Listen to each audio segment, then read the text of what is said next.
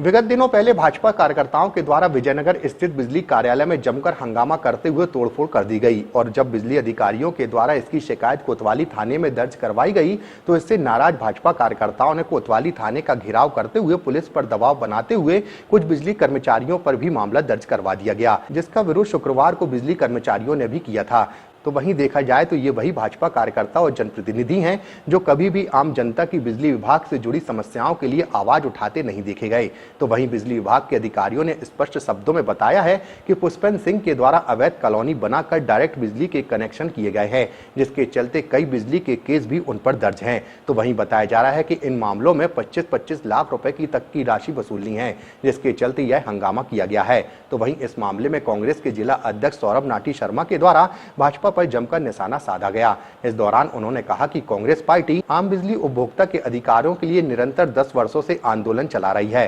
जिसमें सैकड़ों बार उपभोक्ताओं के अधिकारों की लड़ाई के चलते बिजली विभाग के अधिकारियों से वाद विवाद भी हुआ, लेकिन कभी भी कांग्रेस पार्टी के किसी भी कार्यकर्ता व नेता ने गुंडाई नहीं की। जबलपुर की जनता ने भारतीय जनता पार्टी का गुंडाई चरित्र और किस तरीके से सत्ता का दुरुपयोग किया जाए ये देखा। आपने देखा किस तरीके से भारतीय जनता पार्टी के कार्यकर्ता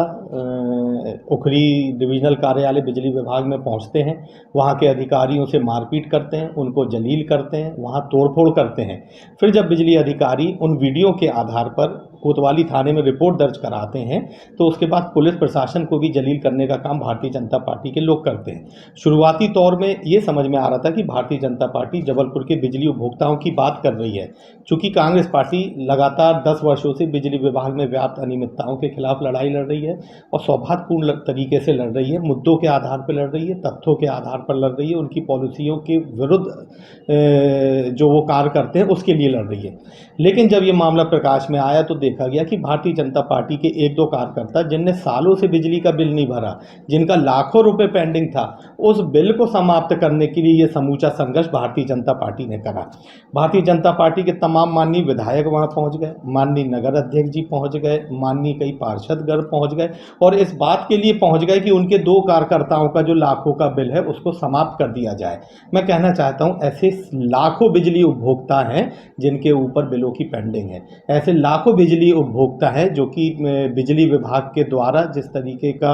वसूली की जाती है उसका कोप वो झेल रहे हैं। ऐसी तमाम अनेकों मामले हैं बिजली विभाग के खिलाफ जिसमें आम जनता करा रही है और आम बिजली उपभोक्ताओं को उसमें राहत चाहिए। मगर भारतीय जनता पार्टी ने इस 10 सालों में कभी भी बिजली विभाग का कोई भी मुद्दे पे काम नहीं करा, बिजली विभाग की अनियमितताओं पे कभी बात नहीं करी। आज जबलपुर शहर में सबसे अगर ज्वलंत मुद्दा, अगर सबसे गंभीर मुद्दा अगर है तो वो है स्मार्ट मीटर। हम निरंतर भारतीय जनता पार्टी के जो माननीय जनप्रतिनिधि है उनसे भी गुहार लगा रहे हैं कि ये स्मार्ट मीटर जो है इसमें NABL का लाइसेंस अनिवार्य है। वो उस स्मार्ट मीटर में NABL का लाइसेंस नहीं, उसके बाद भी इसको जबरिया लगाया जा रहा है। मैं एक बार पुनः भारतीय जनता पार्टी के उन तमाम माननीयों से मैं आग्रह करता हूं, उनसे निवेदन करता हूं कि अगर आप वाकई में जबलपुर के बिजली उपभोक्ताओं का हित चाहते हैं, जबलपुर के बिजली उपभोक्ताओं का आप उत्थान चाहते हैं, तो सबसे पहले जो स्मार्ट मीटर है उसको जबलपुर में आप समाप्त करें, जबलपुर में उसको स्थापित ना होने दें। बहुत ही जल्दी हम लोग सोमवार के दिन CE कार्यालय का घेराव करने जा रहे हैं और स्मार्ट मीटर में